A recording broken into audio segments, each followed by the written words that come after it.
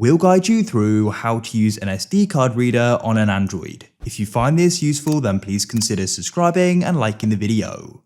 When you do this, you'll then be able to go and access the photos and videos and other files which are on it. First of all, go and make sure you've got an SD card reader. This adapter is an SD card USB adapter. I then have it going into another adapter for my device here, as this device is USB-C. But you can go and get adapters which would go straight into your device. So then what we can do is go and plug it in like so. And if we go and look on the side of it, you can go and see we've got the SD card slots. We've got a big one and a small one, depending upon what size you're using. Grab the SD card and we can go and slide it in. Now what we can do is go and open up our Files app. So I'll swipe up and go and locate it. On this device it's My Files, but you can always just search for Files at the top and you should be able to find it. Come back to the main page. You may need to go and press the back button and you want to come into Storage. And in storage, you should be able to go and find it. It may be known as USB storage as you're plugging it in. An SD card is the one actually plugged into your phone inside. So we can tap USB storage. I can then come into DCIM, come into the Canon folder as I have a Canon camera, and here they are. Tap and hold the ones you want to go and move or copy. We can then press copy or move,